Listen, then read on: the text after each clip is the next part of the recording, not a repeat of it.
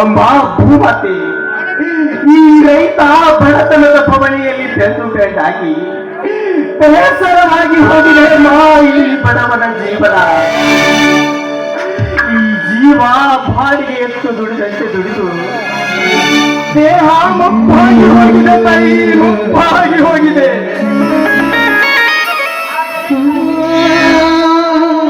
ಈ ವರ್ಷವಾದರೂ ಈ ಬಡವನ ಬಾಳು ಬಂಗಾರವಾಗಲಿ ಎಂದು ನಿನ್ನಲ್ಲಿ ಸಿರಬಾಗಿ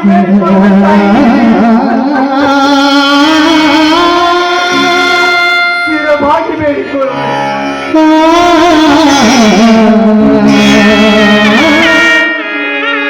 ಈ ಬಡ ರೈತನ ಬದುಕನ್ನು ಹಸನಗೊಳಿಸುವವನೇ, ಎಲ್ಲವೂ ನಿನ್ನದೇ ಕೂಡಿದ ತಾಯಿ, ನಿನ್ನದೇ.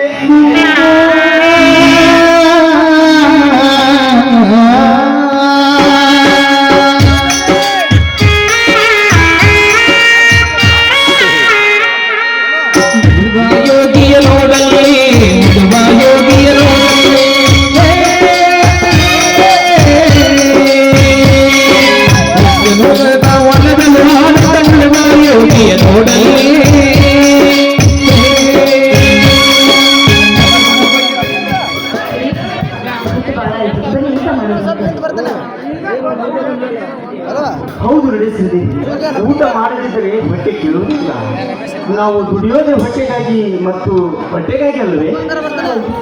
ಬನ್ನಿ, ಬೇರೆ ಬಾರ ಆಯ್ತು, ಊಟ ಮಾಡಿ ಕೆಲಸ ಮಾಡೋದು.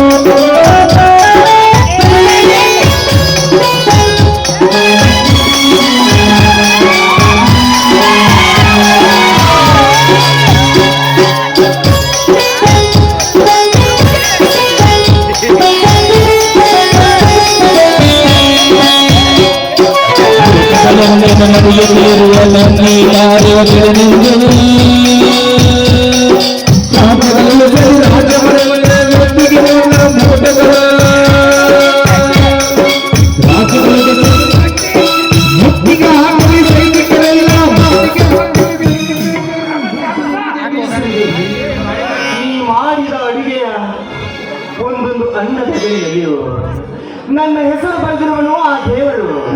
ಅಷ್ಟೇ ಅಲ್ಲ ಶ್ರೀದೇವಿ, ಈ ನಿನ್ನ ಕೈಯಿಂದ ಮಾಡಿದ ಅಡುಗೆಯನ್ನು ಊಟ ಮಾಡಿದರೆ ಪಂಚಾಮೃತನ ಉಂಡಷ್ಟು ಆನಂದವಾಗುತ್ತಿದೆ ಶ್ರೀದೇವಿ ನನ್ನ ಅಂತರಾಳಕ್ಕೆ. ಅರಸರಿ, ನನ್ನನ್ನು ಅಷ್ಟೊಂದು ಬಿಡಬೇಡಿ. ನಿಜ ಹೇಳು, ನಾನು ಮಾಡಿದ ಅಡುಗೆ ನಿಜವಾಗ್ಲೂ ರುಚಿಯಾಗಿತ್ತ? ನನ್ನ ಮೇಲೆ ಆನೆ ಮಾಡಿಕೆ. ನಾನು ಮಾಡಿದ ಅಡುಗೆಯಲ್ಲಿ ಸ್ವಲ್ಪವೂ ಎಣ್ಣೆ ಇಲ್ಲ, ಉಪ್ಪು ಇಲ್ಲ, ಖಾರ ಇಲ್ಲ, ಸುಮ್ಮನೆ ರುಚಿಯಾಗಿದೆ ಅಂತ ಹೇಳ್ತಾ ಇದೆಯಲ್ಲ, ಯಾಕೆ ಸುಳ್ಳು ಹೇಳ್ತಾ ಶ್ರೀದೇವಿ, ನೀನು ನನ್ನ ತಾಯಿಯಾಗಿ ಒಂದು ವರ್ಷಗಳು ಗತಿಸಿದರೂ ಕೂಡ ನಿನಗೆ ಒಂದು ಸೀರೆ ಕೊಡಿಸುವಷ್ಟು ಶಕ್ತಿ ನನ್ನಲ್ಲಿಲ್ಲ. ಅದು ಅಲ್ಲದೆ ಮನೆಯಲ್ಲಿ ಎಣ್ಣೆ ಇದ್ದರೆ ಬೇರೆ ಇಲ್ಲ, ಖಾರ ಇದ್ದರೆ ಉಪ್ಪಿಲ್ಲ.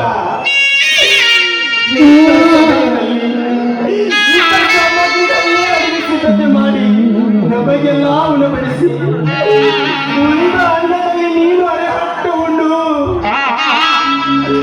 ಆನಂದವಾಗಿರುವುದರ ಕಂಡು ಇನ್ನೊಂದು ಕಡೆ ಸಂತೋಷವಾಗುತ್ತಿದೆ ಶ್ರೀದೇವಿ, ನನಗೆ ಸಂತೋಷವಾಗುತ್ತಿದೆ. ಅನಾಥರಾದ ಮಾಡಿಕೊಟ್ಟ ಭಗವಂತರು ನೀವು ಕೊಟ್ಟ ಈ ಮಾಯ ಸುಖವೇ ಬರಲಿ, ದುಃಖವೇ ಬರಲಿ, ಅದೆಲ್ಲವನ್ನ ಸಹಿಸಿಕೊಂಡು ಸದಾ ನಿಮ್ಮ ಚರಣದಾಸಿಯಾಗಿ ಸೇವೆ ಈ ಹೆಣ್ಣಿನ ಕರ್ತವ್ಯ, ಹೆಣ್ಣಿನ ಕರ್ತವ್ಯ. ಬಡವನಾಗಿ ಹುಟ್ಟಬಾರದು ಶ್ರೀದೇವಿ ಈ ಭೂಮಿಯ ಬೆಲೆ.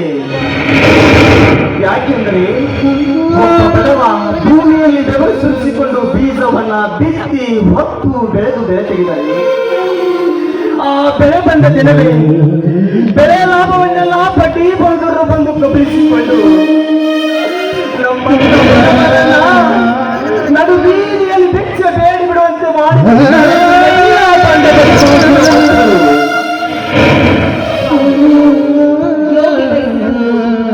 ಜೋಗಿ ಬಯಸಿದ್ದು ಜೋಗಿ, ಕುಬೇರ ಬಯಸಿದ್ದು ಕುಬೇರನಿಗೆ, ಆದ್ರೆ ಈ ಭೂತಾಯಿಯನ್ನ ನಂಬಿಕೊಂಡ್ರೆ ರೈತರ ಬಾಳು ಬಂಗಾರವಾಗುವುದು ಖಂಡಿತ. ನೀನು ನನ್ನ ಬಾಯಿಗೆ ಬಂದಂತ ಭಾಗ್ಯಲಕ್ಷ್ಮೀ ನೀನು.